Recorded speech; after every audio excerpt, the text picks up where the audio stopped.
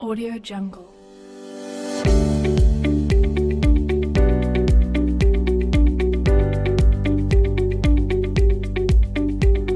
Audio Jungle.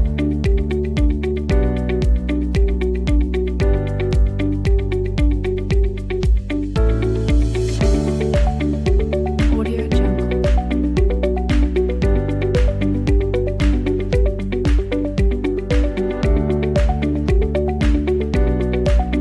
Audio Jungle. Audio Jungle.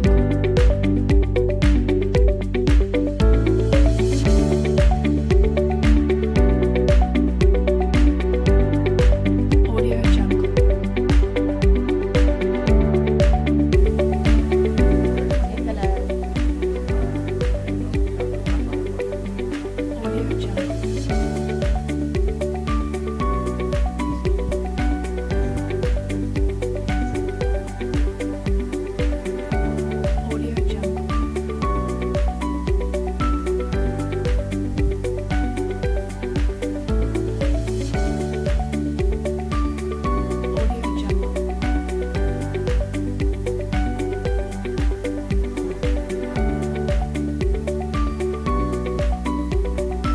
Bueno, buenos días a todos. Estoy bien así con el micrófono, distancia bien. Genial. Ok, bueno, si bien el abordaje de la obesidad es multidisciplinario y las causas de la obesidad son múltiples, vamos a tratar de ver cosas muy grandes. Después, si hay preguntas, genial. Entonces, para la psiquiatría, la obesidad no es una patología, pero sí se asocia en patología psiquiátrica a trastorno por atracón, trastornos depresivos y bipolares, esquizofrenia, consumo de algunos medicamentos psicotrópicos que causan obesidad. Y, por supuesto, que para la CIE-10 es una enfermedad, ¿verdad? De acá lo que yo voy a destacar, y que pareciera que comienzo por el final, pero ¿qué es la adherencia al tratamiento? El gran tema en estos pacientes es la adherencia al tratamiento, porque todo lo que explicó Verónica y todo lo que hablaron es, al principio todo es fácil o sencillo para un paciente que está motivado para operarse, que realmente piensa y siente que la herramienta lo va a ayudar muchísimo, entonces hacen las cosas muy bien en esa etapa del tratamiento, pero el tema es después. La adherencia al tratamiento es algo que tanto los médicos como los psicólogos, como todos los que nos dediquemos a este tema, tenemos que afinar y buscar herramientas para la adherencia al tratamiento. Estábamos hablando recién con las compañeras de Casa Gardel, esto del crecimiento económico, urbanización, integración de la región a mercados, todo esto, o sea, existe hoy en día una cantidad de alimentos impresionantes, todos creo que lo vivimos, digo, toda la disponibilidad de alimentos que hay. Me acuerdo de los mapas que mostraron los compañeros que hicieron las presentaciones anteriores, que solo África prácticamente tiene zonas en blanco en donde no habría obesidad. El resto, evidentemente, tenemos muchos alimentos. Yo me voy a dedicar mucho más a los aspectos psicológicos, si bien está todo esto que los compañeros lo hablaron. Su conocimiento, identificación y el abordaje es imprescindible para un equipo saber qué es lo que pasa, pero sobre todo para los que nos dedicamos a la nutrición y a lo más psicológico o a lo psiquiátrico, porque sin tener conocimiento de esto, lo que nos pasa es que nos vamos a quedar cortos a la hora de ayudar a un paciente después que ya se operó o previo a la operación. También en la bajada de peso inicial del 10% que piden los cirujanos, es importante tener en cuenta todas estas cosas. Estaba recordando una paciente que venía bajando bárbaro, ya hace años que se operó, y cuando empezó a bajar y empezó con los colgajos, se sintió fea y sintió que su pareja cambiaba y empezó a engordar de nuevo. Entonces requirió otro año más antes de operarse para bajar lo que había aumentado, simplemente porque se sentía muy mal. El obeso puede aparentar ser feliz. Yo desde el año 2012 trabajo con obesos y trabajar con obesos, a diferencia de trabajar con trastornos anoréxicos, es muy divertido. ¿Por qué? Porque los gorditos tienen una tendencia a ser sonrientes, a ser chistosos, pero digo, todo esto a veces se desaparece cuando las personas adelgazan. Y eso es una de las cosas que tenemos que trabajar con ellos, porque toda esta aparente felicidad que tienen empieza a cambiar de ánimo la persona cuando baja de peso. Y a cambiar de ánimo, no exactamente para el lado más feliz de la historia, sino para el lado más triste y más enojado. Se empiezan a enojar muchísimo, cosa que es una cosa que no hacen habitualmente. Ay, perdón, que voy para el otro lado. Acá.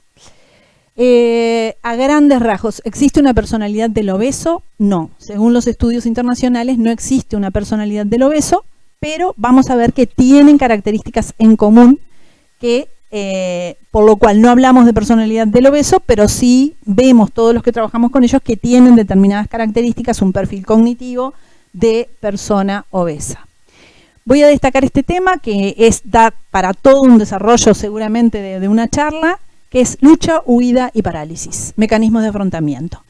Todos los que estamos acá, todos los que hemos hecho una carrera universitaria, de alguna forma estamos allá, en la lucha. ¿Qué quiere decir en la lucha? Que cuando yo afronto los problemas, todos hemos dado exámenes acá.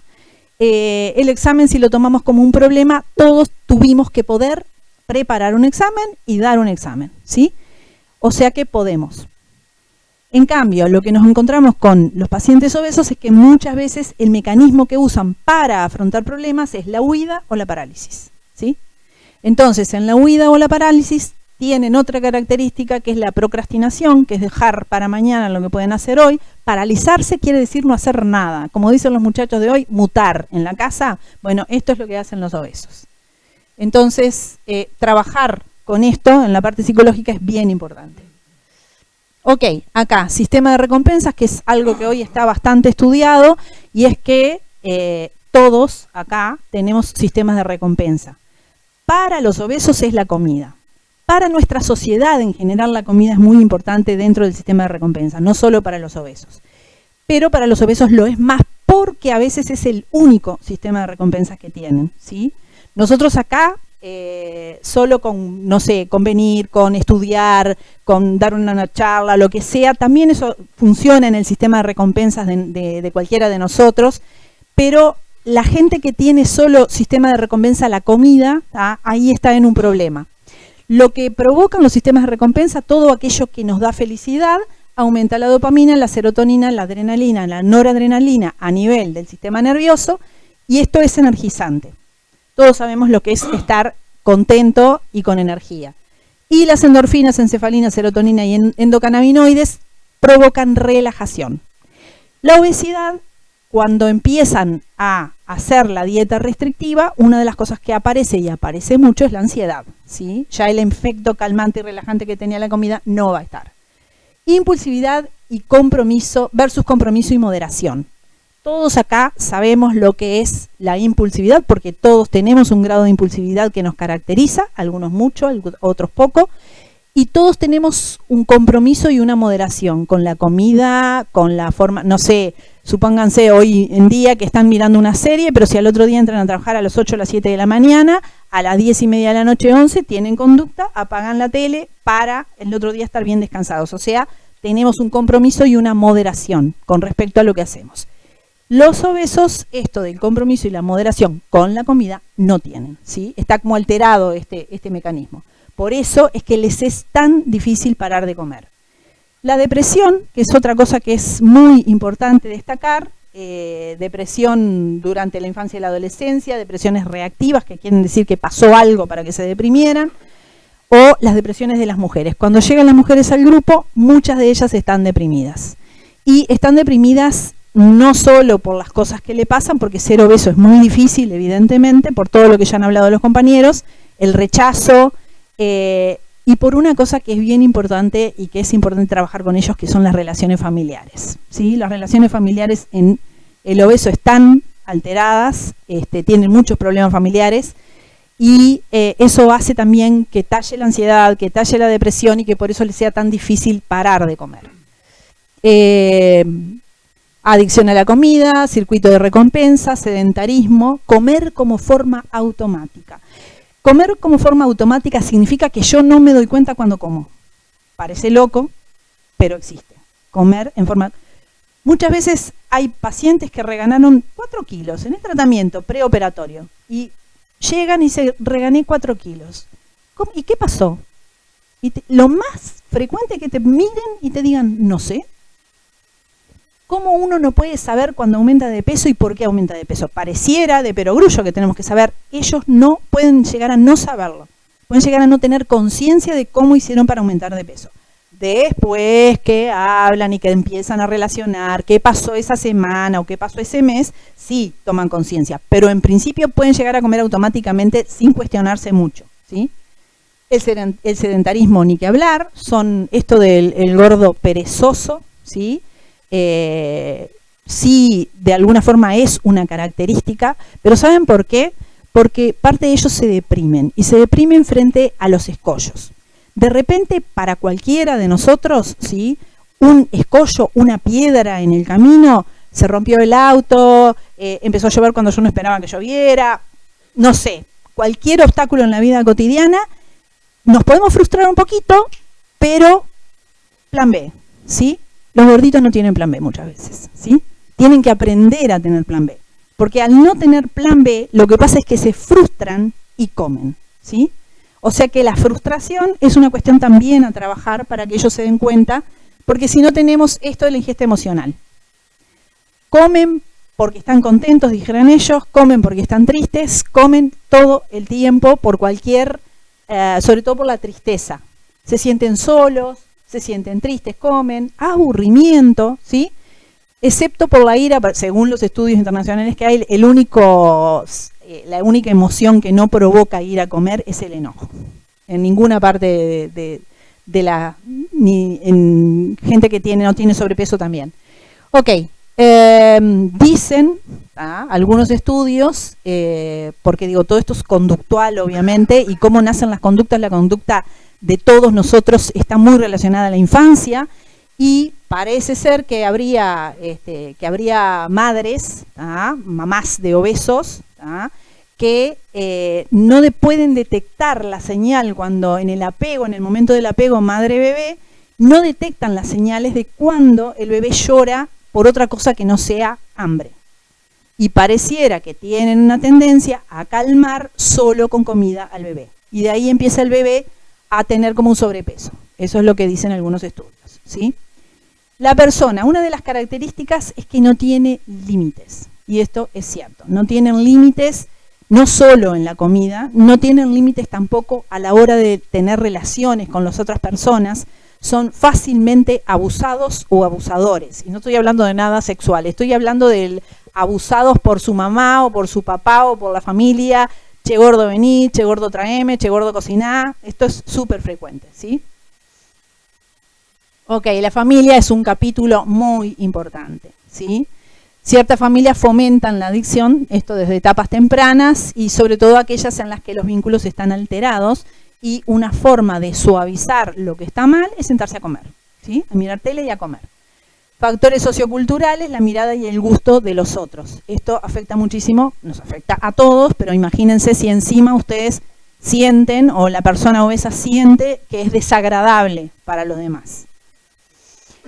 Entonces hay un círculo vicioso: conflicto, sufrimiento, conducta adictiva, obesidad, ¿sí?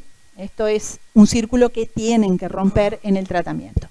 Todo esto que ven acá, que parece una lista muy larga de cosas, es lo que se ve en la psiquis de un paciente y en las conductas de un paciente obeso, ¿sí? La dependencia, ¿por qué tienen, tienen lazos familiares que muchas veces están muy alterados, pero ellos son dependientes del afecto de las personas que los rodean y muchas veces hacen la voluntad del otro simplemente para no sentirse solos, para no sentirse tristes, ¿sí?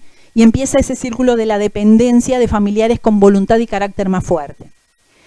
Adaptación de su estilo de vida al mantenimiento de la conducta adictiva, negación de los afectos agresivos. Cuando están gordos, raramente sienten rabia, ¿sí? Es después que empiezan a sentir el enojo.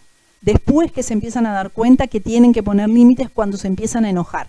Sin enojo nadie puede poner límites, y eso nos pasa a todos, ¿sí? El enojo es un afecto que sin descontrolado es un afecto positivo, si lo miramos del lado que si yo no me molesto con alguien no le puedo poner un límite a esa persona. La minimización es no darse cuenta de cuánto tallan las cosas que me pasan en la vida. Sí, me discutí con mi mamá, Las madres son terribles, las madres de los obesos, desde ya les digo, hay todo un capítulo de esto. Me discutí con mi mamá y sí, pero ¿y cómo te sentís con respecto a eso? No, bien. Casi nadie se siente bien cuando discute con la mamá, ni en ninguna discusión nos angustiamos en general, o nos enojamos, o nos angustiamos, o nos ponemos tristes. El obeso puede decir que está bien y de verdad se siente bien, porque no siente muchas veces lo que sentimos normalmente con respecto a la relación con las otras personas. La justificación son grandes justificadores. ¿Qué quiere decir? Que no, pero lo que pasa que, ¿sabes qué? Que no, pero comí un poco de más, pero no, tampoco tanto. Llegan al grupo diciendo que no comen tanto, no saben por qué están obesos, ¿sí? O sea, hay una justificación de por qué comen y hay una inconsciencia de cómo llegaron a donde llegaron. El autoengaño, ellos mismos después, cuando trabajan en el grupo, dicen nosotros nos autoengañamos, lo pueden percibir al autoengaño. El negativismo, digo, no vamos a hablar de todos, ¿no? Pero les voy a hablar de los más, la culpabilidad, el procrastinar. El procrastinar es bien importante porque como que en el tratamiento, ¿por qué el tratamiento tiene que ser largo? Para nosotros, ¿no? Digo, una característica que tiene salud pública, que tiene preoperatorios muy largos, no está mal a veces. No está mal porque permite a la persona hacer un proceso de tomar conciencia de por qué llegó a donde llegó, ¿sí? Entonces, dejan de procrastinar, se vuelven más activos, ¿sí? Dejan de dejar las cosas para mañana. Y lo otro es la autoevaluación etiquetado, es que como se sienten, tienen una autoestima muy baja. El concepto que tienen sobre sí mismos es pobre, ¿sí? Ellos no sirven, ellos no pueden, ¿sí? Y esto es una trampa para los que trabajamos con ellos, porque muchas veces van a exigir de nosotros más de lo que nosotros podemos dar. ¿Qué quiere decir? Que cada uno de nosotros es responsable de lo que come, ¿sí? Y de lo que hace. Y ellos tienen, a veces, así, hablando con la psicóloga del grupo, a veces decimos, parecen bebés gigantes. Porque muchas veces, no todos, pero muchos no se hacen cargo ni responsables y ponen la responsabilidad en el equipo, ¿sí? Entonces, en eso también es de trabajar, de que ellos se hagan cargo y responsables de lo que comen, de lo que no comen, de si fueron a las consultas o no. Ah, no sé, no me llamaron del hospital, por eso yo no hice ni fui. Pero ¿cómo que no te llamaron del hospital? Nadie te va a llamar del hospital. O sea, tenés que ir a pedir hora. Entonces, digo, pasan estas cosas. Baja autoestima, alteraciones en las relaciones interpersonales, menos posibilidad de acceso a los mejores trabajos y a las mejores parejas. Siempre que empiezan un tratamiento hay problemas de pareja. ¿Por qué? Porque la persona que se casó con un obeso o con una obesa, se casó por eligió esa persona por X motivos. Pero cambia la situación porque cuando empiezan, sobre todo las mujeres, cuando empiezan a bajar de peso, empiezan a vestirse bien, empiezan a pintarse, empiezan a salir con las amigas del grupo, empiezan a tener un grupo de salida y empiezan las crisis matrimoniales. Y las crisis matrimoniales muchas veces terminan en separaciones, ¿ah? Eso es una cosa frecuente en los grupos, porque el marido, en general, porque más son las mujeres y los hombres los del problema de esto, los maridos empiezan a poner muy celosos y empiezan a complicar la mano. Y como las mujeres ya no están solas porque tienen otras mujeres del grupo, ¿tá? Por eso la fuerza del grupo es bien importante, empiezan a poder sostener esto de la separación. Entonces, muchas veces un día tuvimos que hacer una jornada de parejas para trabajar este tema de que los maridos se empezaban a sentir inseguros, ¿sí? Porque además la gordita ya no estaba en la casa todo el día, ¿ah? Quería ir a la gimnasia, quería salir. Bueno, esto es otra cosa que vemos súper frecuentemente, que es esta reganancia, adelgazamiento, que pareciera que es un círculo que nunca termina. Los adultos, las personas de 30 años por lo menos que se someten a cirugía bariátrica, vivieron varias veces esto, ¿sí? Muchos tratamientos que perdieron, pero hay gente que te dice yo perdí 80 kilos. Pero después recuperó más de eso. Entonces esto también es frecuente, culpa, vergüenza, sentimiento de inadecuación, fracaso, y la familia no les cree más, ¿sí? Y eso es un factor que también hay que trabajar porque, sí, como siempre te dice, sí, ya, sí vas a adelgazar, sí. acá un poco reforzando lo que decía Gustavo, los profesionales de la salud tenemos que tener mucho cuidado en criticar, mucho cuidado en cómo tratamos a los obesos, porque, digo, en la jerga médica todos tenemos como una, yo le llamo como una defensa maníaca, que de repente es que hacemos chistes, digo, en la intra, en un hospital, se hacen, en una mutualista donde se hacen muchos chistes en los equipos, que es para distender, porque todos estamos frente a situaciones graves o feas, pero tenemos que tener cuidado de no destratarlos a ellos, porque muy fácilmente se destratan. Esta cuestión de que caminan lento, de que son como así, a veces da la sensación y la gente lo adhiere a que son haraganes, ¿sí? Digo, no es que sean haraganes, es que no pueden con esas moles de cuerpo los obesos mórbidos. Entonces, tenemos que tener mucho cuidado. Acá, la imagen corporal distorsionada. Esto lo traen casi todos los pacientes cuando empiezan a adelgazar y empiezan a comprarse ropa y no se dan cuenta y se compran talles equivocados por más, ¿sí? Porque pensaban, no se dan cuenta que adelgazaron, ¿sí? Entonces, digo, tienen que ir a cambiar el talle por una cuestión de que ellos todavía quedaron con el cuerpo de gordo cuando ya bajaron de peso, ¿sí? Y tampoco, ¿saben qué? Y tampoco reconocen cuando recién empiezan el tratamiento que están tan gordos. No, vine porque, dice, yo no sé, rabia, una me acuerdo que contaba que tenía rabia con el marido porque no le había dicho que estaba tan gorda. Como si ella no se viera, ¿no? O sea, hay una distorsión en la imagen. Bueno, y acá, bien importante, lo vuelvo a destacar, ya lo dijeron los compañeros, nutricionistas, psicología médica, internistas, cirujanos, otros, es muy, muy importante porque esta causa multifactorial, una persona sola, una especialidad sola no lo puede hacer. Un poquito de la experiencia de Maciel, comenzamos en el 2012, si bien en el hospital se opera de cirugía bariátrica hace muchísimos años, ¿sí? Yo comencé en el 2012 porque de casualidad me encontré con un cirujano y bueno, y me pidió que empezara con esto de los grupos.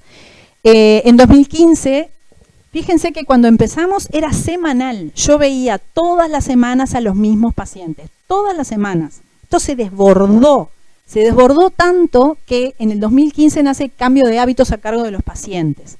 ¿Por qué? Porque yo no daba abasto y era yo sola el recurso que existía. 2019, este año, entra una psicóloga y cuando entra la psicóloga se le integra, para mí fue fantástico porque ella se hace cargo de los grupos y lo que me permite a mí dedicarme más a pacientes de reganancia. ¿Sí? Yo hoy lo que veo son pacientes de reganancia.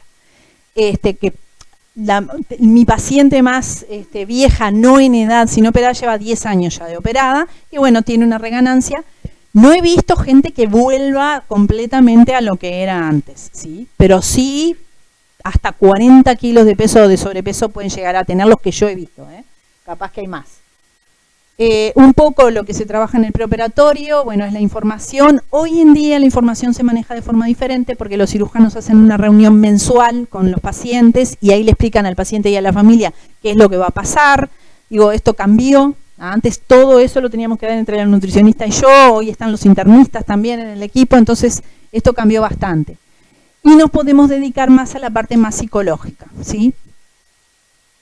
Y esto es la profilaxis quirúrgica, que es fundamental porque pasó hace unos años una paciente que estaba todo bien, todo bárbaro, ella hizo un proceso de 1 año y medio, precioso, adelgazó lo que tenía que adelgazar, y cuando empiezan, nosotros siempre les hablábamos de que los iban a atar en la mesa, y les explicábamos por qué los iban a atar en la mesa, y de pronto cuando le estaban atando, la mujer se levanta y se sale del bloque quirúrgico con el enojo que provocó en todo el equipo, porque estaba todo preparado, no podían entrar a otro paciente al bloque en ese momento. Bueno, nada, fue como una cuestión que hubo mucho enojo con esa paciente, y la paciente contó que antes de salir de la casa, un hijo de 11 años le dice: no te operes, mamá. Y ahí empezó como esta cosa de ansiedad, que ellos tampoco se dan tanta cuenta de la ansiedad. Yo a veces les digo, sentir miedo es normal, alguien siente miedo acá y lo trabajamos mucho, porque muchas veces no se dan cuenta del miedo que sienten, pero después lo actúan, ¿sí? O sea, después lo van a sentir. Entonces, a la anestesia, al acto quirúrgico, al después, a no poder, cómo va a ser el tratamiento después, cómo va a ser la vida después. De esto no voy a hablar, sí de cambio de hábitos emocionales, evidentemente, porque es más el tema hoy. Fue cambiando mucho esto. Al tener una profesora de gimnasia, esto también cambia, no nos tenemos que dedicar a ningún hábito de ejercicio físico, que además yo no sé nada de ejercicio, así que... Pero digo, lo que sí les quería destacar del tratamiento grupal, que es lo que hemos visto a lo largo de los años, que pasan del aislamiento social a la familia social.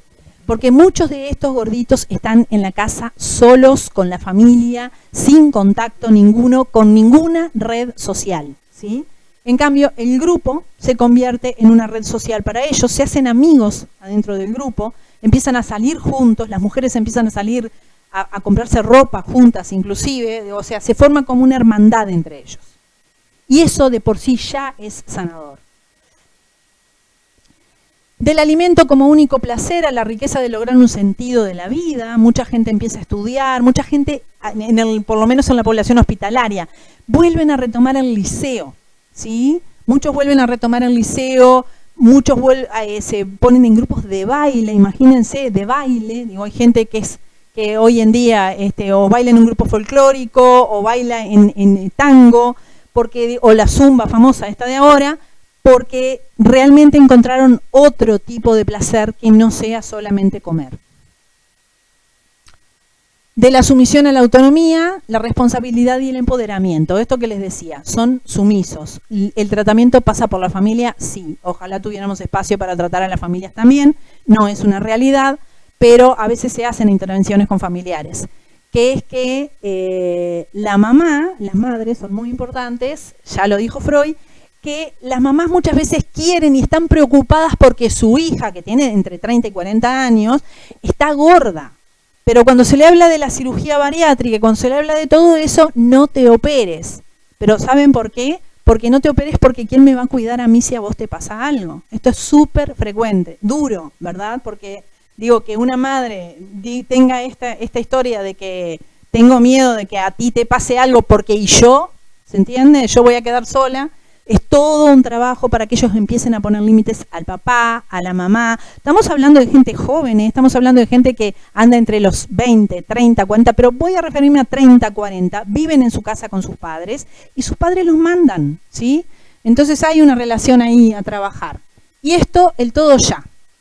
El todo ya es la gente que viene con la fantasía cuando llegan al grupo, sobre todo si todavía no tuvieron una reunión con los cirujanos ni vieron nutricionista, hay gente que entra directamente al grupo, de que quieren todo ahora, me quiero operar, ¿cuánto van a tardar en operarme? ¿Dónde estoy en la lista? Todas estas preguntas, ¿no? De quiero ya, y toda esta cuestión de bajarlos a la realidad, de que no es todo ya, y de que está bueno de que no sea todo ya, ¿sí? Entonces, bueno, estas son viejas pacientes que algunos las conocen, que me permitieron poner su foto. Muchos guardan, se quedan con un pantalón en general para irse como midiendo y sacarse fotos con el pantalón después. Hay veces que hay fotos que tienen a una mujer y a la hija adentro del mismo pantalón para que vean lo que se adelgazó. Aquella hoy baila folclore. Entonces, dificultades, así rápido, superpoblación de pacientes. Estamos superpoblados de pacientes. Esa es la realidad. ¿Faltan recursos humanos en el área psicológica? Sí. ¿Sí? Nosotros, ¿por qué hicimos grupo? Me encanta hacer grupo, pero no tenemos la posibilidad de hacer consulta individual. No tenemos los recursos suficientes para hacer conducta individual, entonces entrevista individual. Excepto excepciones que algún cirujano o los internistas o la nutricionista mande valorar más desde el punto de vista psiquiátrico, que ahí sí lo vemos individual, en el resto es imposible. Futuros desafíos, lograr recursos humanos, descentralizar los grupos del hospital a los barrios de Montevideo y a las ciudades del interior, ¿sí? Que en toda ciudad del interior, en ACE, existan equipos de tratamiento para pacientes obesos sería fantástico, debemos aspirar a esto. Lograr una buena adherencia al tratamiento, fundamental, sobre todo en los posoperatorios alejados, ¿sí? Lograr cambios sostenidos en la forma de afrontamiento de problemas, ¿sí? son como desafíos que tenemos. El grupo tiene el poder sanador de aceptar al otro tal cual es, se manifiesta en este momento de vida. Lo traigo porque, o sea, si hay alguien acá de la parte más psicológica que trabaja en grupo, o la gente que trabaja en grupo, van a ver que tiene en sí mismo un poder sanador el propio grupo, ¿sí? Como para nosotros también es sanador trabajar en equipo, ¿sí? Porque no estamos solos con esto. Bueno, muchas gracias.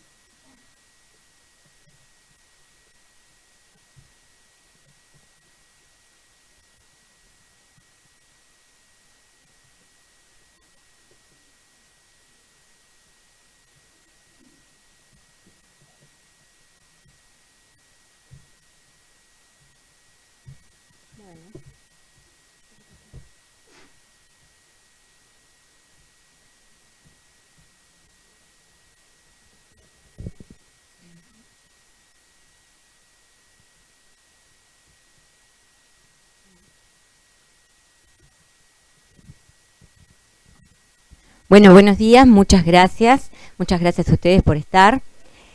Y bueno, cuando Gustavo me propuso hablar de tratamiento médico nuevo, y les voy a decir, nuevo poco, nos ha ido muy mal con los fármacos, pero cuando hablamos de que el personal de salud sabe poco de esta enfermedad, les quiero contar un poco. El año pasado hicimos una encuesta, fue una encuesta del American College of Physicians. Se entrevistaron, obviamente era voluntario. Se hizo esta encuesta para los médicos y para los pacientes. Con gran sorpresa, casi el 60% de los médicos no le dio tanta importancia al sobrepeso y a la obesidad como problema de salud. No así los pacientes. Los pacientes sí reconocían esta enfermedad y casi en el 90% lo veían como un gran problema de salud pública. Lo peor fue, cuando se les preguntó a los médicos si eran capaces de instituir una terapia farmacológica ante un sobrepeso o obesidad, solo el 35% de los encuestados dijo que sí que lo podía hacer. Bueno, tengo malas noticias. Todo quien es médico debe identificar el problema y debe comenzar un tratamiento. Dentro de los estudios, algunas cosas importantes, y acá aparecen algunas de las etiologías de la obesidad. Habría una deficiencia en la producción o en la respuesta a la leptina, habría alteraciones en los sistemas neuronales hipotalámicos que sí tienen que ver con la leptina, y le digo esto porque estos son los nuevos targets de tratamientos que aún no siguen en investigación, y alteraciones en los sistemas que controlan el gasto energético, así como la participación genética. ¿Qué sabemos en nuestra experiencia sobre la participación genética? Pocas cosas. Ahora en el Hospital Maciel, con el Instituto Pasteur, estamos estudiando 2 proteínas que tendrían que ver no solo en la génesis de la obesidad, sino que podrían explicarnos, esa es nuestra hipótesis, por qué algunos pacientes, a pesar de la cirugía, reganan peso. Y esto es para, acuérdense, tejido adiposo es la gran diana, la grasa blanca, y la marroncita, no es la parda, eso dicen los nuevos estudios. Pero en el hipotálamo, vamos a tener esta, la que disminuye, la norexígena, que tiene, también la orexígena, están en el núcleo arcado del hipotálamo, y ahí van a participar o van a funcionar los pocos fármacos que tenemos disponibles. Esto también es muy importante. No hay ningún estudio ni ningún fármaco que por sí mismo logre disminuir de peso. Debemos siempre hacer tratamientos combinados con cambios conductivos conductuales, lo nutricional, el ejercicio y además podemos tener algunas herramientas, como son los fármacos, y en aquellos pacientes con obesidad mórbida, agregamos la cirugía bariátrica. No hay ninguna píldora, no hay ningún fármaco que uno lo tome y después a los días esté flaquito. Lamentablemente, no. Entonces, ¿a quién le vamos a indicar tratamiento farmacológico?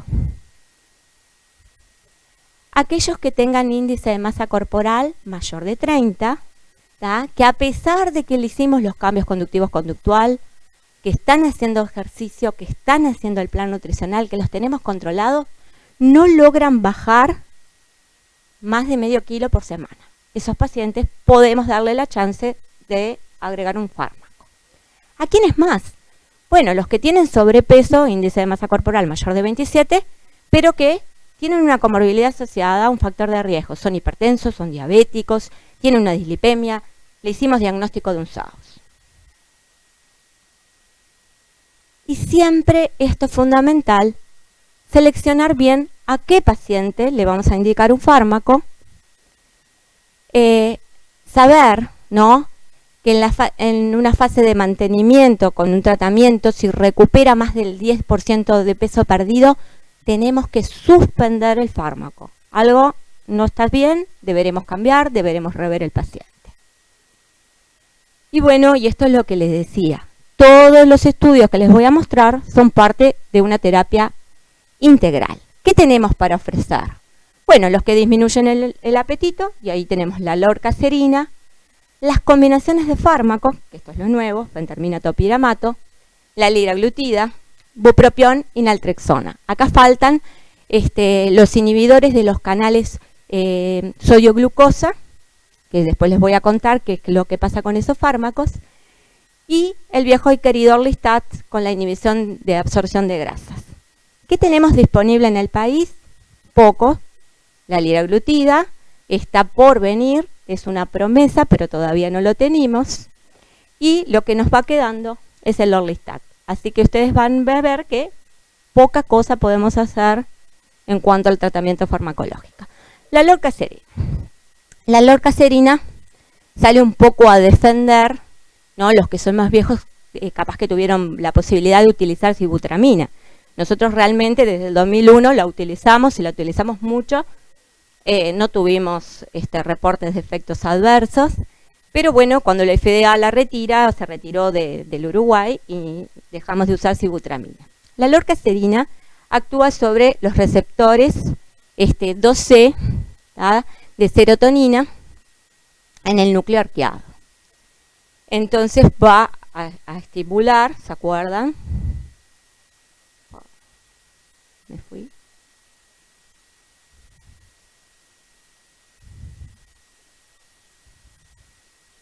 Quiero volver para atrás.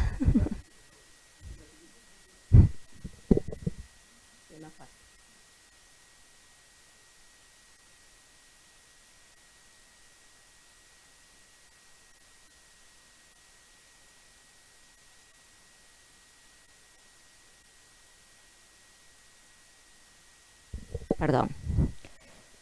La lorcacerina entonces estimula las POM, producen saciedad y disminuye la ingesta de peso. Si ustedes se acuerdan, todos estos receptores tienen que ver, ¿no?, con la estimulación de cocaína, de anfetaminas, y se puede, ¿no?, entender un poco por qué dan esa saciedad. ¿Cuál es la dosis? Fácil, 10 miligramos 2 veces al día.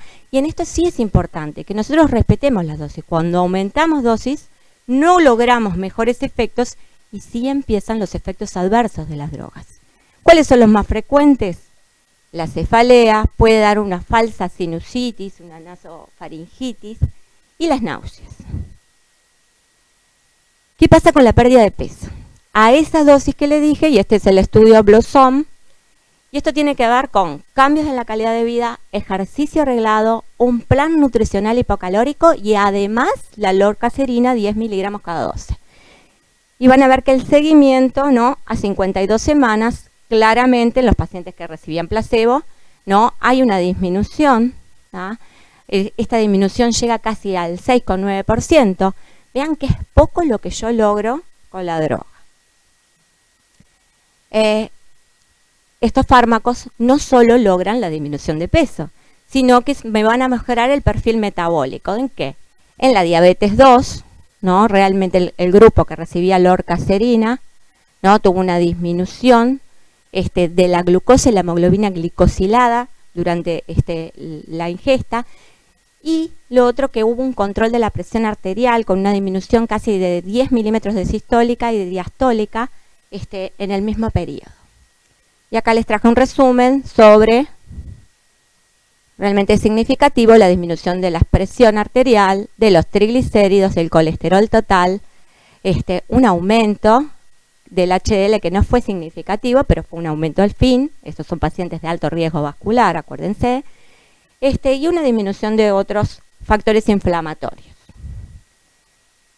Bueno, y empiezan las combinaciones, y en 2012 la FDA aprueba 2 drogas que, si ustedes no recuerdan, la fentermina fue aprobada, ¿no?, casi en el año 68, es una droga vieja, estuvo de moda, se sacó, la Federación Europea, y esto está relacionado a las dosis que se usaban, la tuvo que sacar de plaza, pero se vio que cuando se combinaban estos 2 fármacos, el topiramato ustedes lo conocen porque lo usamos en la prevención de la migraña y es un fármaco muy utilizado,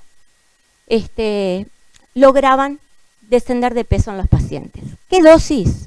Bueno, 7,5 miligramos de fentermina y 96 de topiramato. Si bien hay estudios donde aumentaron las dosis, también aparecían más efectos secundarios. Y lo otro que se vio, que aumentando la dosis, yo no mantenía ese descenso de peso en el tiempo, ¿no?, que es lo que uno quiere, que este descenso lo mantenga el paciente. ¿Qué le pasa como efectos adversos? Bueno, estos: entumecimiento, parestesias, hormigueos, mareos, constipación, la sequedad bucal, que es muy frecuente, y el insomnio. Y bueno, y acá, ¿no?, es el estudio, este estudio es a 56 semanas, y después, disculpen, pero no les puse el seguimiento, si logran en combinación una pérdida de un 10% a un 13%. Siempre hablamos que estos pacientes además hacen el ejercicio y tienen un plan nutricional hipocalórico. Bien, y acá este es otro estudio, ¿tá? Vean que los N de pacientes, ¿no?, casi 500, estos estudios no son con muchos pacientes, y lo otro, que fentermina y topiramato, esta asociación está aprobada por la FDA, pero la Asociación Europea todavía no lo ha incluido. Esto es para contarles la fentermina, como les decía, droga muy viejita, ¿tá? También actúa a nivel del hipotálamo, y obviamente al liberar noradrenalina, dopamina, serotonina, eso hace que uno coma menos, tiene un efecto anfetamina. Topiramato, no sabemos por qué, ¿no? Sabemos por qué actúa, pero por qué es anorexígeno, la verdad no lo sabemos. Segunda combinación, y está aprobada en 2014, naltrexona y bupropión. 2 drogas también conocidas, las usamos para otra cosa, ¿no? La naltrexona para la adicción a opiáceos y al alcohol, y el bupropión es un antidepresivo que lo usamos en la cesación tabáquica. La dosis, ¿no?, 8 miligramos de naltrexona, 90 de bupropión, pero puedo aumentar las dosis, como lo uso. Ustedes saben que en el alcohol uso dosis altas de 32 o más, con algunos efectos adversos que van a ver que se repiten, ¿no?, cefaleas, náuseas, diarrea, mareo, el insomnio. Siempre con estos fármacos es uno de lo que regresan a consultorio quejándose de que sí, vengo mejor, vengo perdiendo peso, pero no duermo. Esto es un poco el mecanismo de acción. Y bueno, ¿cuáles son las contraindicaciones siempre de estos fármacos? Acordarse, para todo el tratamiento farmacológico, si está embarazada o está en el puerperio, no se da. Pero en esto es tener cuidado con los hipertensos, y sobre todo si no están controlados, epilépticos, tratamientos con opioides, si están recibiendo IMAOs, depresión, trastorno bipolar, y ahí, perdón, que quedó un intento de autoeliminación, no autolítico, perdón. Vigilar siempre, ¿no? Sobre todo eso, depresión, el intento suicida y si es epiléptico o no. Para mostrarles un estudio, seguimiento a 28 semanas, realmente fue significativo comparado con el placebo, y cuando se sigue a 56 semanas, ¿no? Logro casi mantener, que esto es un poco lo que cambia. Hasta ahora teníamos fármacos que podíamos usar para tratamiento agudo. Para tratamiento crónico solo el Orlistat lo había probado. Las otras drogas por sí solas estaban aprobadas para tratamiento agudo, y eso quiere decir no seguir por más de 6 meses. Estos tratamientos abrieron un poco la puerta que al mantener el peso en pacientes seleccionados y bien controlados, yo los podría seguir incluso hasta 1 año. Bueno, y este es el Orlistat, que ese es el que sí tenemos en Uruguay. Bien, este es un derivado hidrogenado de la liptacina, que es un producto de una bacteria, no importa. Inhibe la mayoría de las lipasas, pero no actúa sobre las otras enzimas. Y lo más importante, actúa reduciendo la hidrólisis de los triglicéridos con la dieta. Entonces esto es fundamental. Cuando yo pongo este fármaco, también tengo que poner una dieta que sea pobre en grasa, si no, pobre paciente, porque van a ver cuáles son los efectos secundarios. Va a reducir el 30% y obviamente disminuye el aporte calórico de esa dieta. Este estudio es el más reconocido, ¿no? Cuando salió, es el Sendos, solo con dieta, y los pacientes que recibían Senecal, una disminución que fue significativa.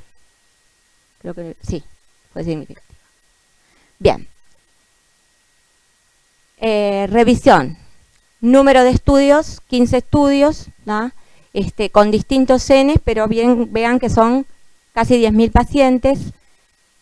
Se logró una disminución en peso en 13, ¿no? Con disminución significativa comparado con el placebo. Disminuyó el perímetro abdominal, disminuyó el índice de masa y se mantuvo la pérdida de peso. Esto es un poco que de todos los que les mostré está autorizado, y la lorcacerina tanto en Estados Unidos como en Europa. Esto es importante, la dosis que doy. Y tengo que dar 120 miligramos 3 veces al día para lograr este efecto. ¿Lo empiezo así? No, puedo empezar 120 cada 12 horas. Si no lo toleró, no tuvo efectos secundarios, rápidamente lo aumento cada 8 horas. El Orlistat no solo inhibe las grasas, sino que ha disminuido la hemoglobina glicosilada en esos pacientes en el seguimiento y ha disminuido los triglicéridos, el colesterol total, con un aumento. Ustedes van a ver que todos los estudios muestran un aumento del HDL, pero ese aumento tampoco es significativo como pasaba con los otros fármacos. ¿Qué cuidados tengo que tener? Obviamente va a haber una disminución de las vitaminas liposolubles. Entonces, si los pacientes los voy a tener con tratamiento crónico, que sí está aprobado, acuérdense de suplementarlos. Hay que seleccionar bien los pacientes, y esto es fundamental que el médico conozca y que vea, ¿no?, las comorbilidades. Acuérdense que la mayoría tiene esteatosis hepática, y 6 casos de falla hepática fueron reportados hasta la fecha, hasta esa fecha. Y la otra cosa importante, y acá me voy a detener un poco, porque tenemos pacientes operados que cuando empiezan la reganancia consultan, y siempre hay algún colega que le dice, ¿y por qué no probás después de la bariátrica con Orlistat? Bueno, les diría que no.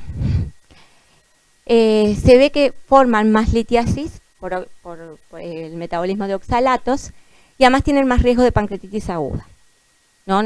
Después de la cirugía bariátrica, una de las complicaciones es el aumento de la litogénesis. Entonces, no le voy a dar además un fármaco que le pueda dar una litiasis renal. Siempre contraindicado en el embarazo, si tiene un síndrome de malabsorción crónica, si tiene colestasis, si es un celíaco, si tiene un Whirlpool, si tiene un Crohn, si tiene un Cook, no vayan a dar este fármaco.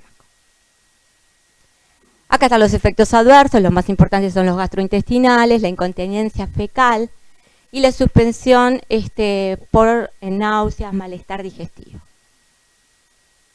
Bueno, y acá aparecen sí los nuevos.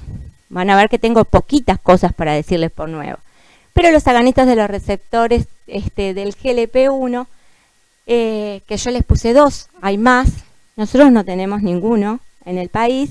Estamos esperando que en diciembre entre el liraglutide, lo que va a ser una promesa, ¿no?, para los diabéticos tipo 2. Ustedes saben que la ADA este año incluyó dentro de los fármacos los GLP-1, los DDP4 ya estaban en las pautas, y los CLGT2, bueno, ninguno de esos los tenemos disponibles, así que esperamos que aparezcan.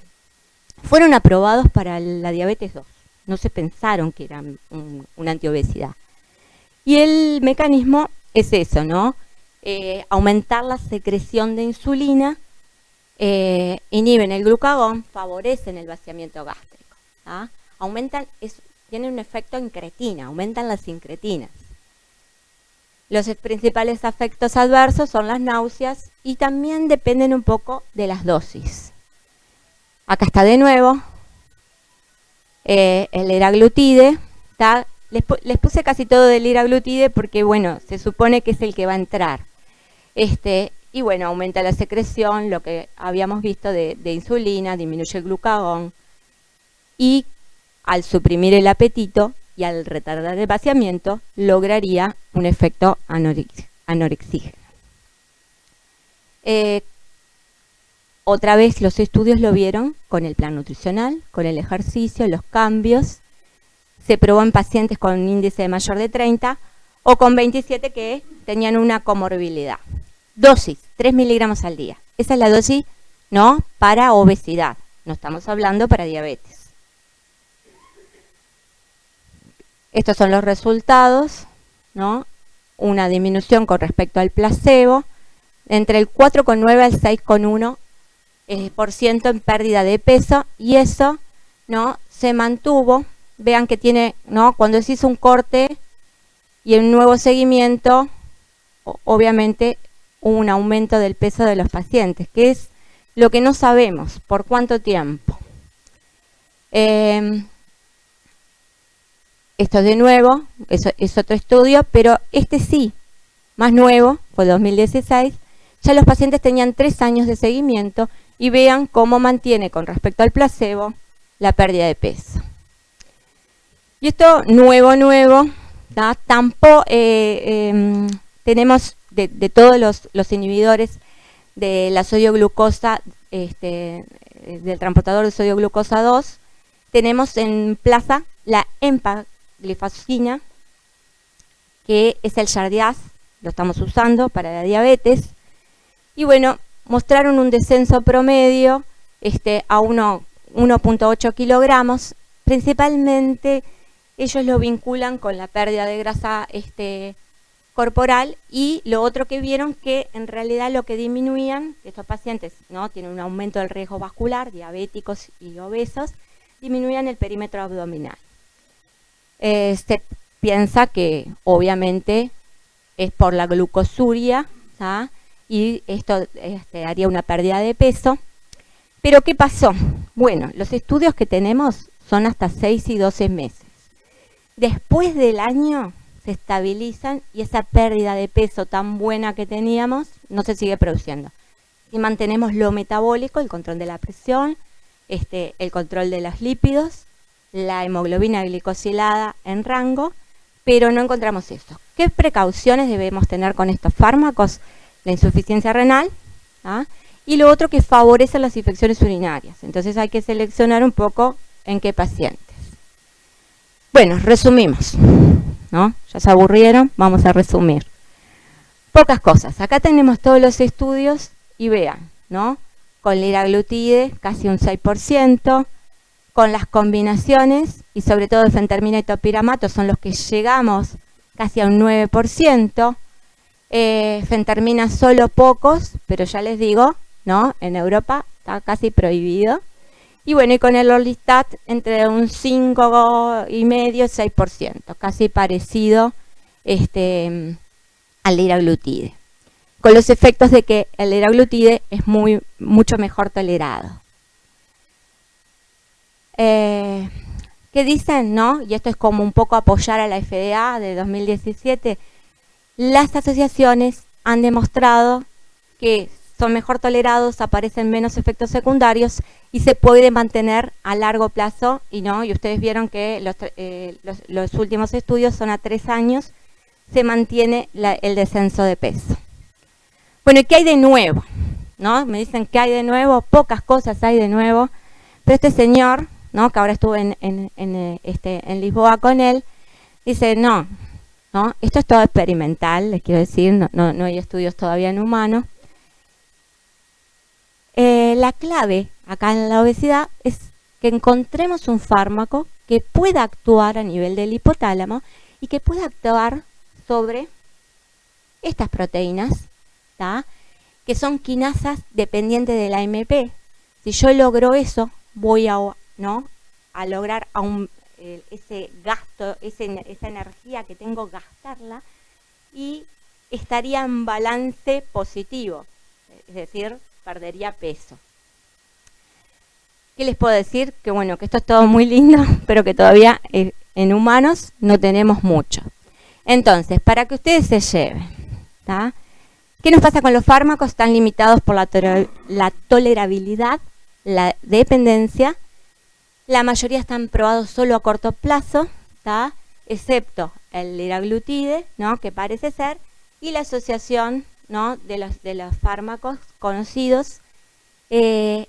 Uruguay, poca cosa, ¿no? Tenemos los inhibidores del SGLT2, que podría ser una opción si el paciente es diabético. Liraglutide todavía no lo tenemos en plaza. Solo si lo complementamos con terapia de cambio de estilo de vida, que el paciente haga ejercicio, que se adhiera a un plan nutricional. Si no, ningún fármaco va a funcionar.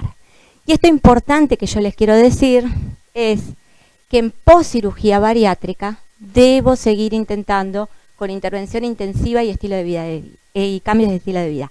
Si yo tuviera que dar un fármaco y ustedes me preguntan ahora, ya, está reganando, hacemos algo. Gustavo me dice, no, te traigo este porque está reganando. Liraglutide. Ningún otro fármaco más. Sí, ya estoy con usted. Y obviamente la FDA recomienda fentermina y topiramato. La seguridad y la eficacia de otros medicamentos para bajar de peso en post-cirugía bariátrica no están probados. Y Orlistat, ¿no?, es una mala opción. Bueno, y esto, ¿no?, es el hospital, que si nos quieren derivar pacientes, si nos quieren visitar, son todos muy bienvenidos. Sí, doctor. La metformina. Bien. Tienen millones de años, siempre lo usamos en el síndrome metabólico, los diabéticos obesos, ni me la nombraste. No la nombré porque la metformina no es un fármaco antiobesidad, como tampoco... Ahí está. No es un fármaco antiobesidad, la fluoxetina no es un fármaco antiobesidad, y es verdad, los usamos, pero la metformina ahora se usa en todos los diabéticos, tengan sobrepeso o no, porque el mecanismo, ¿no?, es redistribuir esa mala utilización de la insulina y evitar el agotamiento pancreático. Algunos pacientes bajan de peso. Ahora, ¿bajan de peso por la metformina o porque les hacemos hacer ejercicio, les hacemos una dieta? Cuando los diabéticos les ponemos a dieta, no hay mejor cosa para bajar los triglicéridos que hacer una dieta de diabético. Entonces, la metformina no es un fármaco antiobesidad. La fluoxetina no es un fármaco obesidad, la paroxetina tampoco. ¿Las hemos usado? Sí, las hemos usado mucho, pero no son fármacos antiobesidad. Y puede ser, ¿no?, la metformina los primeros 3 meses baja de peso y después se estabiliza. No hay ningún estudio que lo demuestre como un tratamiento crónico. Y, a ver, y probamos todo. Yo desde el 2001, ¿no?, veo obesos y hemos hecho de todo, y hemos cambiado de fármacos y hemos probado con lo que tenemos, porque realmente nuestro arsenal es mínimo. ¿Más preguntas?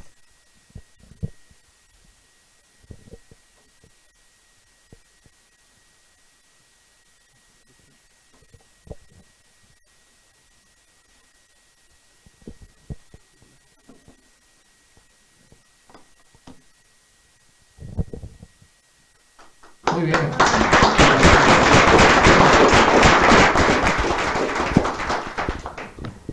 Bueno, nosotros mientras esperamos la codificación de las proteínas del hipotálamo que nos decía la doctora, vamos a hablar del tratamiento quirúrgico brevemente de la obesidad mórbida.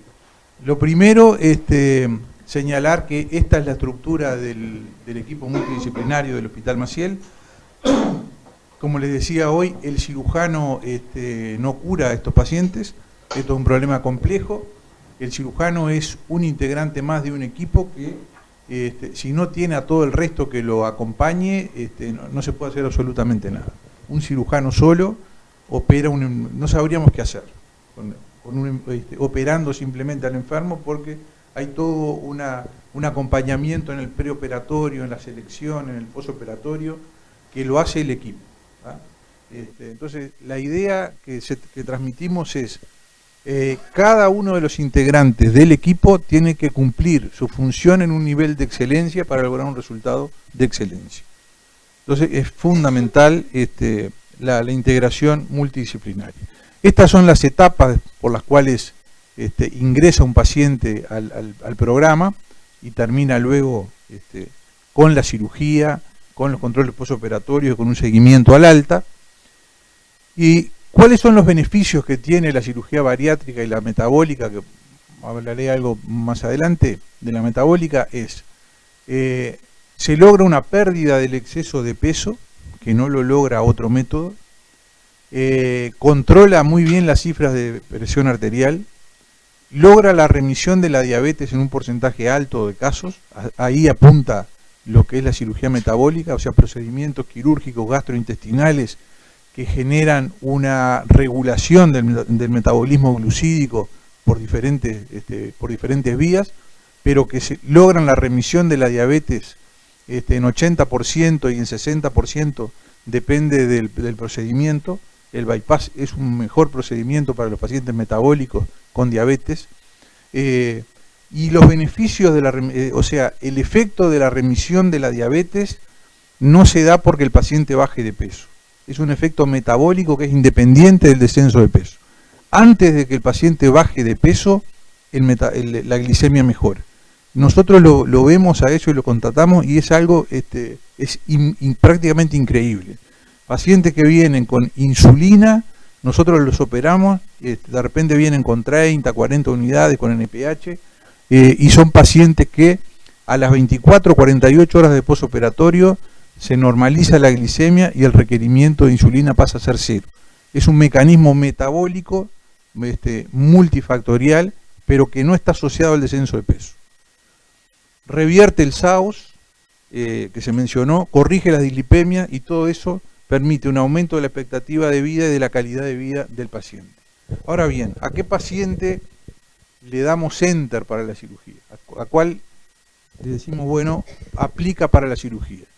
Estos son indicaciones que están aceptadas en todo el mundo. Índice de masa de más de 40, índice de masa de 35 o más, pero asociado a comorbilidades, o sea, 35 más diabetes, SAOS, enfermedad cardiovascular.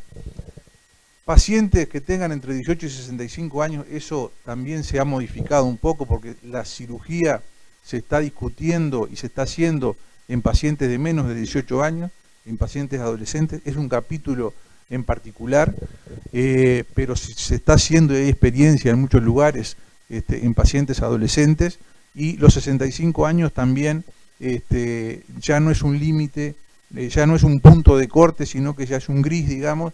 Incluso hemos operado nosotros pacientes de más de 65 años. Esos pacientes tienen que haber tenido algún intento de bajar de peso, y lo que es muy importante es que entiendan y que adhieran al tratamiento y que sepan que la cirugía no es un acto mágico que les va a cambiar la vida, sino que se tienen que adherir a los consejos, digamos, del equipo multidisciplinario. Estos son los que no se operan, o sea, se excluyen estos pacientes: patología suprarrenal o tiroidea como causa de obesidad, adicción al alcohol o a las drogas, la oposición de la familia. Eso es fundamental, eso que decía hoy María Elena, mamá no te operes, o cuando aparece alguien en el entorno, digamos, que pone un manto de duda. Esos pacientes, para que esto ande bien, tiene que ser el paciente convencido y tiene que tener un entorno familiar que lo acompañe y que empujen todos en la misma dirección. Lo otro es la expectativa poco realista acerca de la cirugía, que también lo manejaba María Elena. O sea, muchos pacientes tienen una fantasía que vienen, se operan y después siguen haciendo la misma vida que tenían antes de operarse. Eso con esa mentalidad no se pueden operar. Imposibilidad de hacer una dieta, de controlarse, la patología psiquiátrica no tratada, después que se tratan, se pueden operar como cualquier otro enfermo, y no son buenos candidatos para el programa los que no adhieren a los cambios de hábitos, los que no dejan de fumar, los que se hacen los estudios en forma incompleta, o los que tienen un SAOS y que no se adaptan que no han logrado adaptarse a la CIPAP. Para ser operado se valora por todo el equipo, cirugía, medicina, nutrición, cambio de hábito u otros. Se hace una reunión mensual del equipo, se discuten los pacientes que se van a operar el mes próximo y ahí se decide un poco, se decide cuál es el mejor tratamiento quirúrgico a realizarle a ese paciente. O sea que hay criterios generales de selección y después vienen criterios específicos que es cuál es el mejor procedimiento para el paciente. La obesidad como enfermedad crónica, compleja, multifactorial, no se puede entender como que haya un solo procedimiento que se le pueda aplicar a todos los pacientes por igual, porque todos los pacientes son diferentes. Por eso son muchos pies y son muchos calzados que son diferentes. Los tipos de cirugía tenemos restrictivas, disabsortivas y mixtas.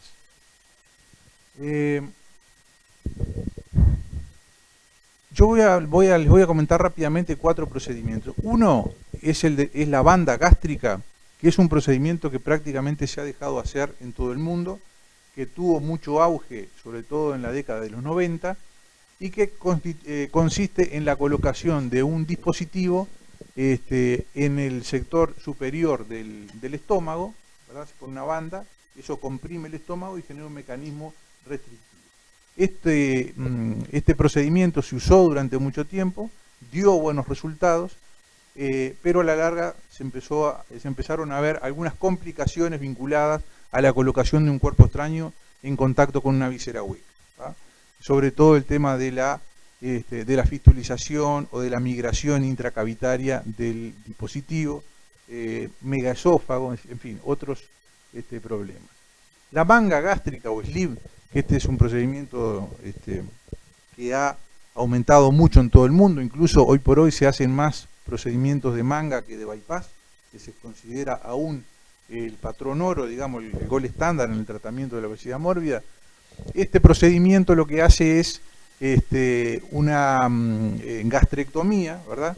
Se saca prácticamente el 80% del estómago, esto se va, y el estómago remanente queda convertido en un tubo que tiene una capacidad de aproximadamente unos 100-150 centímetros cúbicos. Se conserva el antro, digamos, el motor antropilórico para mantener la evacuación gástrica, y este es un procedimiento restrictivo, pero está demostrado también que es un mecanismo, que su mecanismo de acción no es solo restrictivo, sino que también hay un mecanismo hormonal, porque en este sector que se reseca se forma una hormona que es la grelina, que es la que aumenta el apetito, que al resecarse esto disminuyen los niveles de grelina y disminuye el apetito. Y también tiene distintos efectos, digamos, sobre la célula beta pancreática, sobre el sector intestinal, sobre la microbiota. Lo que da el bypass gástrico se ha demostrado que también lo produce la manga gástrica. Es un procedimiento que más se hace en todo el mundo. Y tiene, por supuesto, buenos resultados en cuanto a descenso de peso y corrección de comorbilidades. Que es el gold estándar, digamos, que es el bypass gástrico, lo que se hace es, se corta el estómago acá arriba, se deja una bolsa o pouch gástrico y se hace una anastomosis con el yeyuno, ¿verdad? Una gastroenteroanastomosis, y hay una anastomosis al pie acá que se hace para evitar el reflujo del contenido biliopancreático en el estómago remanente. Este es el bypass gástrico con una anastomosis al pie, que es el procedimiento que se hace prácticamente en el 40% hoy en todo el mundo. Pero mantiene su total vigencia fundamentalmente en pacientes metabólicos. Esto ya es un procedimiento más complejo que se hace mucho menos, no más del 5%, ¿verdad? Que es la diversión biliopancreática y el switch duodenal, pero estos son los elementos que se consideran para seleccionar entre un procedimiento y otro. Nosotros, ¿cuáles son los criterios que utilizamos? Pacientes jóvenes somos más propensos a hacer una manga gástrica. El índice de masa, pacientes muy obesos se benefician más del bypass que de la manga. ¿Por qué? Porque estos pacientes, los pacientes súper obesos, cuando se le hace la manga, el descenso de peso es más limitado en comparación con el bypass. Si hay una enfermedad por reflujo gastroesofágico, la manga está contraindicada. Esos pacientes que tienen una enfermedad por reflujo diagnosticada y evaluada obviamente por endoscopía, por pHimetría y por manometría, no se deben someter a un procedimiento de manga gástrica, porque la manga gástrica, en esta sección que se hace acá, hay una alteración de lo que es el esfínter esofágico inferior. Cuando se estudia este sector se ve que el procedimiento quirúrgico genera un esfínter esofágico inferior hipotensivo. Y los estudios adentro del estómago remanente muestran que acá la presión está aumentada. O sea que es un sistema de hiperpresión el que se genera en la manga. Si sumamos hiperpresión en la manga con hipotensión del esfínter esofágico inferior, esto es un mecanismo de reflujo. Entonces, pacientes con enfermedad por reflujo confirmada, ni que hablar si ya tienen un barre, está contraindicada la manga y habría que ir a hacer un bypass gástrico. Esa es la conducta que tenemos nosotros. Pacientes diabéticos, es mejor los resultados con el bypass, pero la manga también se acepta como un buen procedimiento metabólico. Los resultados a largo plazo y los resultados en cuanto a morbilidad y mortalidad, eso lo debe considerar cada equipo de acuerdo a sus resultados, cuál es el que le debe proponer a sus pacientes. Importa acá la experiencia del equipo quirúrgico y riesgos y beneficios. Son procedimientos seguros, el índice de complicaciones es bajo, pero las complicaciones existen. Y la mortalidad vinculada a esta cirugía también existe. Es baja, pero existe. Y hay complicaciones, por ejemplo, las complicaciones de fístula a nivel de la manga gástrica, que se resuelven bien en la mayoría de los casos, a veces se transforman en una complicación rebelde y difícil de tratar, y a veces algún paciente se muere como consecuencia de esa complicación. Esto es un esquema de los distintos procedimientos. Acá tenemos menos efectivo y más efectivo, y esto menos complicaciones acá arriba y más complicaciones. Esta sobre todo se ha dejado de hacer prácticamente por los trastornos nutricionales severos que lleva tanto el switch como la diversión biliopancreática. Esto simplemente para mostrarle, la bibliografía es extensísima con respecto a los resultados de la cirugía, pero acá este es un estudio que es muy conocido, que es el Gateway, que es un estudio prospectivo, controlado y randomizado, donde se incluyeron 100 pacientes con índices entre 30 y 39,9, o sea que eran pacientes que no eran mórbidos todavía, estaban ahí en el límite, y que lo que se medía como endpoint eran la reducción de la medicación que recibían en un 30% y lograr cifras de presión arterial de 140/90. El seguimiento fue un año y los resultados fueron excelentes, 83,7% con el bypass gástrico frente a el 12,8% de los que se sometieron al tratamiento médico. Un tema fundamental que ya se mencionó es la alta incidencia de diabetes, en pacientes con sobrepeso, con obesidad y en pacientes no obesos. Esto también constituye una pandemia mundial, que ya lo señalaron los compañeros, y que aparece como algo novedoso, digamos, es que la Asociación Americana de Diabetes desde el 2017 da como recomendación a la cirugía metabólica entre las opciones de tratamiento recomendadas para la diabetes tipo 2 entre pacientes, entre individuos obesos seleccionados. O sea que la cirugía metabólica tiene un lugar en el manejo de enfermos diabéticos, que ahora vamos a ver cuáles son. Y esto tuvo una amplia repercusión en distintos ámbitos, revistas a nivel periodístico, en la revista Nature y en la Diabetes Care, que es el órgano oficial de la ADA. La cirugía metabólica entonces son procedimientos quirúrgicos que actúan sobre el tubo digestivo, ¿verdad? Que es un tubo digestivo sano, o sea, se está operando un sector que no tiene una enfermedad, no es como cuando hay un cáncer o una úlcera, es orgánicamente sano, se hace un procedimiento que actúa sobre el estómago y sobre el intestino delgado, y ese procedimiento quirúrgico genera un cambio hacia la mejoría en el metabolismo glucídico y en el control de las cifras de glicemia. Esto viene desde hace mucho tiempo, ya prácticamente de la década del 50, incluso más acá, se señalaba que la cirugía de resección gástrica provocaba una mejoría en los niveles de glicemia, ¿tá? Y de hecho hay un trabajo de Annals of Surgery de 1994, que el título del trabajo, que es un trabajo de cirujanos, el título del trabajo es ¿Quién lo hubiera pensado? Ese es el título del trabajo. Y ponen los resultados que tuvieron en cirugías de resección gástrica en pacientes diabéticos y dijeron 80% normalizaron la glicemia. Entonces, ahí ya, desde hace tiempo se viene viendo o señalando que la cirugía gastrointestinal tiene un efecto sobre la parte metabólica pancreática. Bueno, y esto sigue avanzando hasta llegar a estas guías del año 2016, donde la cirugía metabólica se incluye dentro de las pautas de tratamiento de la diabetes tipo 2. Estamos hablando de la diabetes tipo 2. En la diabetes tipo 1 la cirugía no tiene ningún lugar, no tiene indicación, es más, está contraindicada.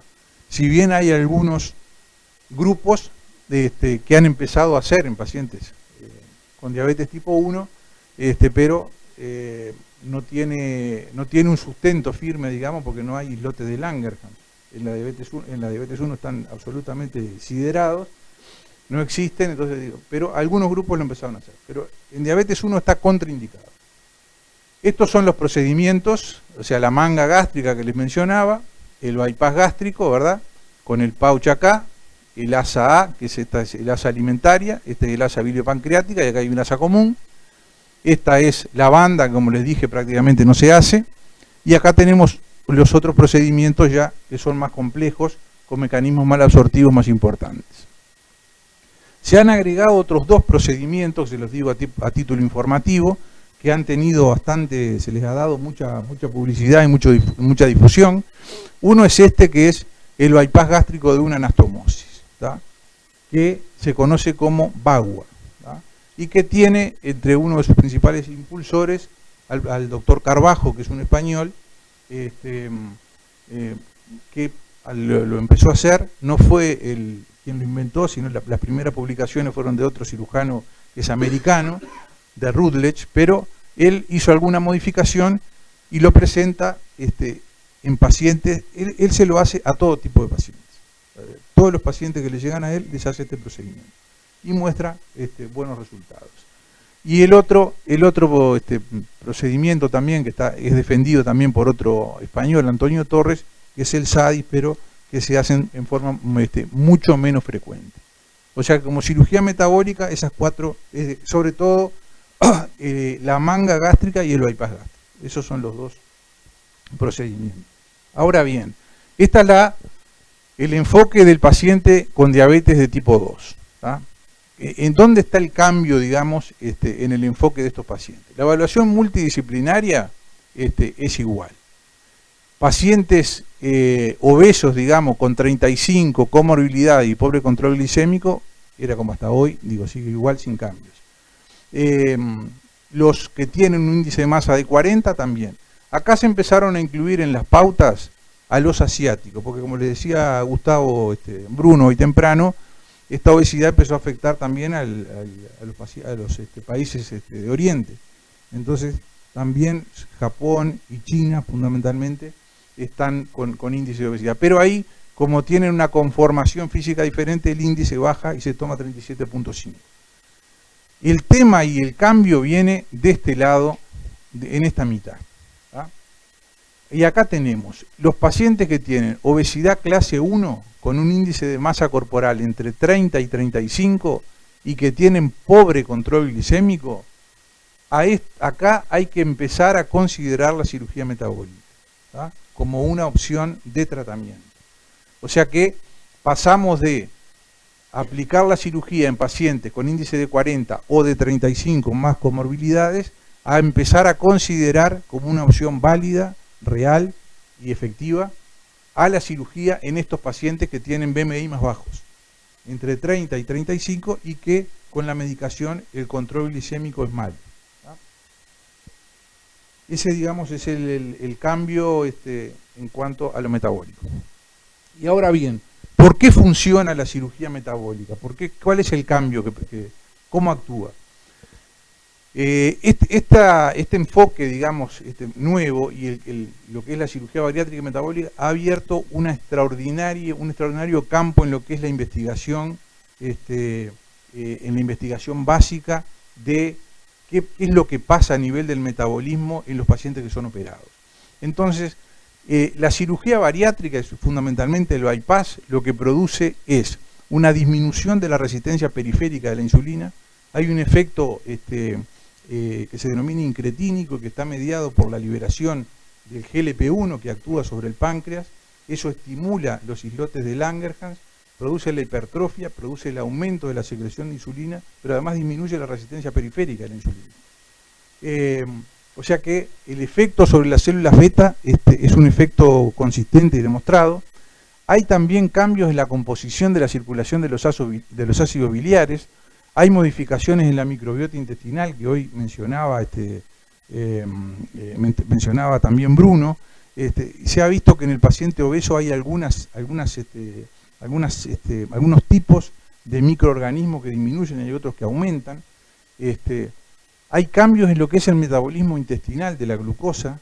Hay una mayor captación de la glucosa a nivel intestinal. Aparece en el estudio ahora, se ha intensificado el estudio de cómo se capta la glucosa a nivel intestinal, cómo se saca la glucosa del torrente sanguíneo. Hay estudios que se hacen con PET, además, es muy interesante. Y además, lo otro que también lo decía Andrea recién, es el incremento de la actividad metabólica del tejido adiposo. El tejido adiposo actúa es metabólicamente activo, no es grasa, no son adipocitos. Hay distintos tipos de adipocitos y se genera todo hay una intensa actividad metabólica a ese nivel. Estos son estudios randomizados, ¿verdad? Ensayos clínicos randomizados donde comparan los efectos de el tratamiento médico y el tratamiento quirúrgico en pacientes con índice de masa de más de 35 y de menos de 35 en pacientes diabéticos en comparación con el tratamiento médico. Ustedes vean que todos ellos favorecen a la cirugía. Son estudios prospectivos y randomizados. Son 12 estudios. La evidencia clínica disponible, ¿con qué nivel de evidencia, qué nivel de evidencia sustenta esto que mencionábamos? Evidencia de nivel 1, la mayor pérdida de peso con la cirugía. El mejor control de la glicemia, igual. Disminución de la dosis de la medicación, nivel 1. Riesgo cardiovascular disminuido, igual. Ataques cardíacos, cerebrovascular y mortalidad global, esto es nivel 2. Y la mejoría en la calidad de vida, eso es nivel 1 de evidencia. Este lo señalo porque es un estudio sueco, es el SOS Trial, y acá lo que se ve es que la cirugía disminuye la incidencia de complicaciones en lo macro y en lo microvascular. Pasa de 44 a 31 cuando se opera al enfermo y de 41 a 20 en el grupo quirúrgico en lo que tiene que ver con las complicaciones microvasculares. O sea que es un efecto muy importante y muy significativo. Este es otro estudio, que es un estudio ya clásico, que es el Stampede Trial, donde el autor principal es Philip Schauer, y donde se hace un estudio randomizado comparando bypass, manga y tratamiento médico, y tiene seguimiento a 5 años.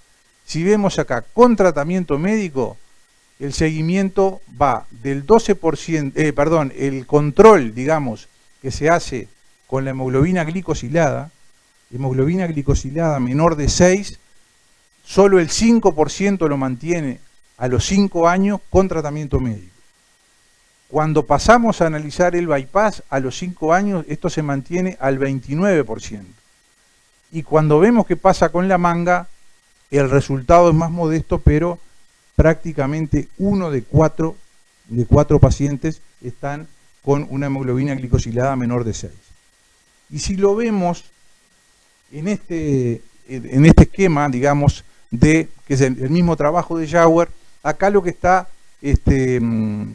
graficado es el comportamiento de los niveles de la hemoglobina glicosilada a 60 meses, a 5 años. Entonces vemos que en amarillo el tratamiento médico, este es el porcentaje, ¿verdad?, de descenso. Tratamiento médico, los primeros 6 meses bastante bien, y después prácticamente que se empieza a volver acá al nivel anterior. Sin embargo, cuando se compara, esto se compara con el bypass gástrico, que está en naranja, y el sleeve, que es la manga gástrica, que es el otro procedimiento, hay un descenso muy importante, prácticamente de 3 puntos, y se mantiene con un leve ascenso a los 5 años. Esto es un resultado notable con respecto al control de la diabetes en enfermos seleccionados con los criterios que les mencioné anteriormente. Y para ir terminando, en el hospital, en el Maciel, nosotros tenemos operados 437 pacientes. ¿Tá? Esto, en cualquier patología, y sobre todo en cirugía, 437 pacientes es un número enorme en el Uruguay. ¿Tá? Si uno lo compara con la región, presentan casuísticas con miles de pacientes. Pero para el Uruguay, haber operado un mismo equipo, 437 pacientes, es un número enorme. La mayoría mujeres, el índice de masa promedio es de 48 y la mitad asociaban hipertensión arterial, el 20% de dislipemia, el 30% Gustavo decía hoy que es mayor, yo tenía esta cifra, y un 52% son diabéticos. Las cirugías se hicieron todas por vía laparoscópica, la mayoría, hasta si uno toma todo el periodo, el 70% son manga, pero ahora estamos haciendo más bypass que manga, o por lo menos está equilibrado, pero venimos haciendo claramente más bypass que manga. La conversión, esto es insignificante, este índice de conversión. Los pacientes se van a las 72 horas, operados por vía laparoscópica. Al día siguiente se les hace un tránsito, esófago gastroduodenal. Empiezan con la vía oral, ya los ve todo el equipo, lo ve nutrición, lo ve medicina, y en general a las 72 horas los pacientes se van. El índice de complicaciones que tenemos es de 3,43%. Yo les decía hoy que se considera que un centro de cirugía bariátrica, para tener buenos números, digamos, tiene que tener menos del 10% de complicaciones. Y tenemos una mortalidad de 0,68%, fueron 3 pacientes que se murieron. También ese número está acorde con las cifras internacionales, porque se requiere una mortalidad de menos del 1%. Igualmente, cada vez que se muere un paciente de estos, digo, siempre que se nos muere un paciente, a los médicos, digo, nos llega mucho, pero sobre estos pacientes uno tiene contacto durante mucho tiempo con ellos. Y hay toda una historia de vida atrás que en general cuando se muere un paciente de esto, digo, en general todo el equipo lo siente mucho. ¿Qué resultados tenemos? Remisión de la hipertensión, 65%. El 93% de los que tenían SAOS dejaron de usar la máscara de la CPAP. Las dislipemias se resolvieron en un 79% de los casos. Y 85% de los pacientes que eran diabéticos tuvieron una resolución completa de la diabetes. Resolución parcial en 7 y no respuesta en 8. Y el descenso, lo que nosotros medimos es el exceso de peso perdido, que también está por arriba del 50% al año. Esta es la disposición quirúrgica. En realidad nosotros operamos entre las piernas del paciente. Y acá, a ver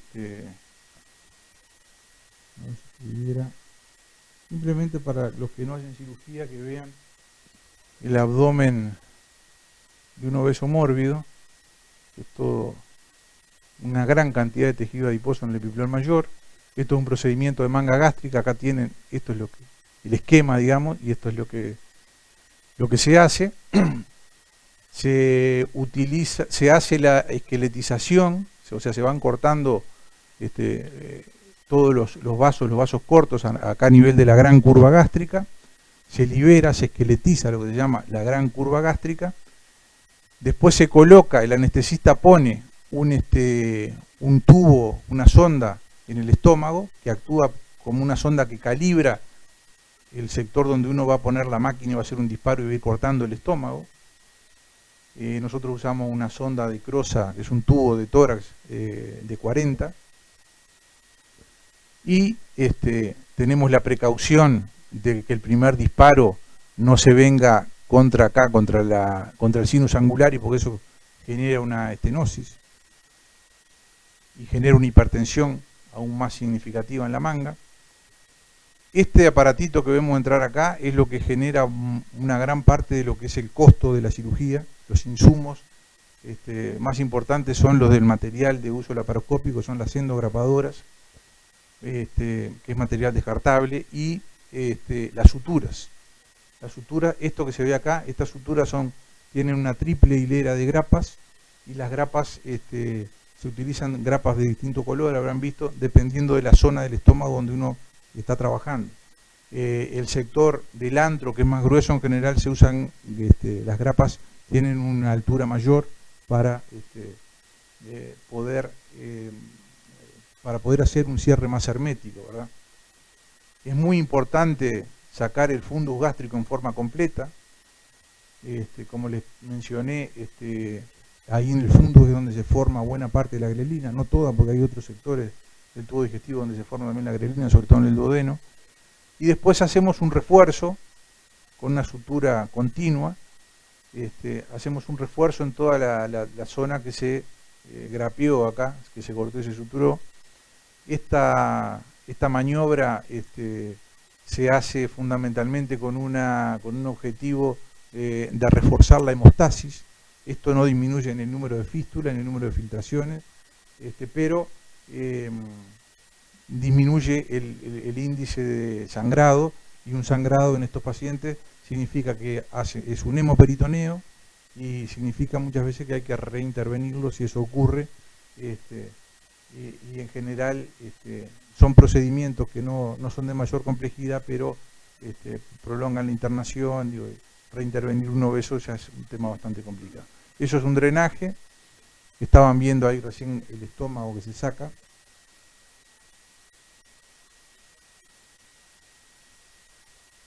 Bueno, esta es la foto de una paciente con un índice más alto. Este es el estómago que se reseca cuando se hace una manga gástrica. Esto está insuflado, ¿verdad? Nosotros esta maniobra la hacemos desde siempre. Insuflamos acá el CO2, los inflamos el estómago y vemos el tamaño del estómago que se sacó.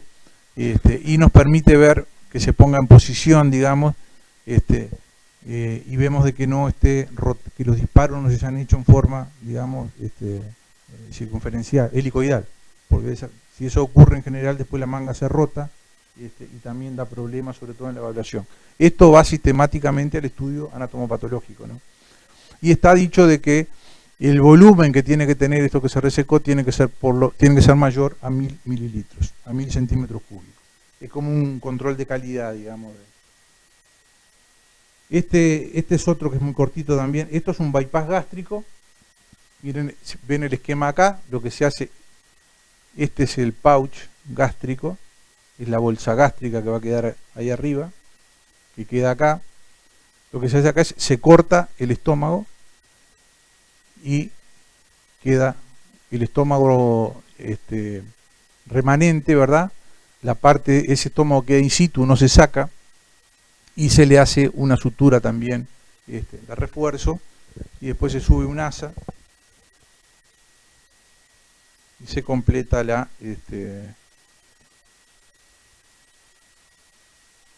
a ver si lo puedo adelantar un poco.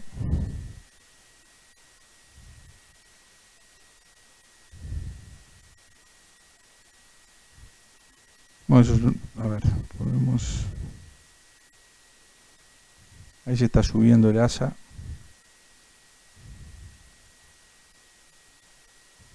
Bueno, esta es una paciente del programa. Parecen dos personas diferentes. Bueno, eso es todo. Muchas gracias. Sí, a ver, tenemos acá la presencia del presidente de la Sociedad Uruguaya de Cirugía Bariátrica y Metabólica, el doctor Geninazzi. Le voy a dar la palabra, si quiere hacer un breve comentario. Felicitaciones por la jornada, por la idea de haber presentado, porque es muy importante la difusión de este conocimiento, que desgraciadamente aún es escaso a nivel de la población en general y a nivel del cuerpo médico en particular. Pero si bien llevamos ya casi 20 años en la práctica de esta cirugía, poco a poco se ha ido incrementando su utilización, la aparición de nuevos equipos. Hay 6 equipos en el país constituidos, como ya fue mencionado: Rivera Carmelo, Maciel Militar, Médica Uruguaya y el Hospital Italiano al que pertenecemos, y los resultados son tal cual ustedes lo evidenciaron. De todo, lo que me interesaría destacar es que no es un cirujano solo en la sala de operaciones haciendo esa cirugía. Eso conduce al fracaso, y hay fracasos por haber sido intentado por cirujanos aislados en el Uruguay y en el mundo. Esto es el producto de un trabajo en equipo que encara al paciente obeso integralmente. Yo siempre les digo, esto es como una silla de 4 patas, se sienta sobre la pata del internista, nutricionista, de salud mental, psiquiatra, psicólogo y el cirujano. Falta una pata y se cae. Y entonces ese es el concepto que es necesario introducir para tomar conciencia que además no solo es una enfermedad, es el primer escalón, sino que, como dijo Mason, que fue el fundador de la cirugía bariátrica en el mundo, bariatric surgery is not the best treatment for obesity, but the only one.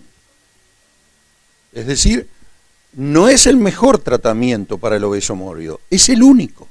Y como ya nos mostró la doctora Andrea muy bien, no existe la píldora mágica.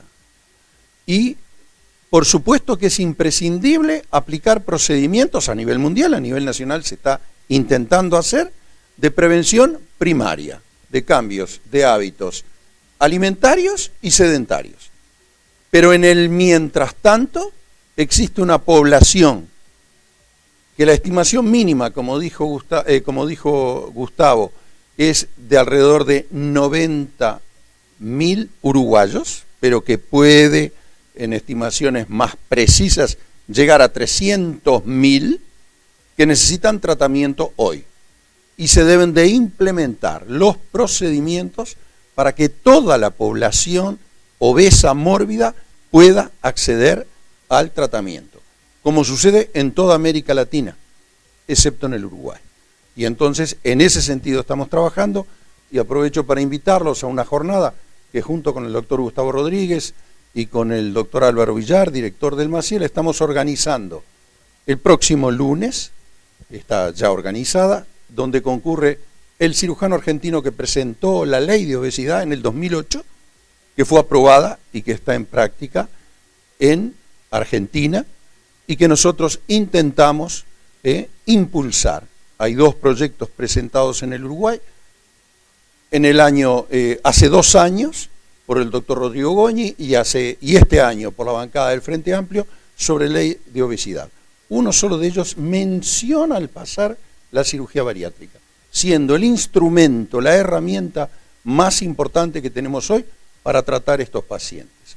Ese es el trabajo y es el desafío que tenemos por delante. El trabajo del Maciel que fue presentado es muy importante y yo lo agradezco personalmente.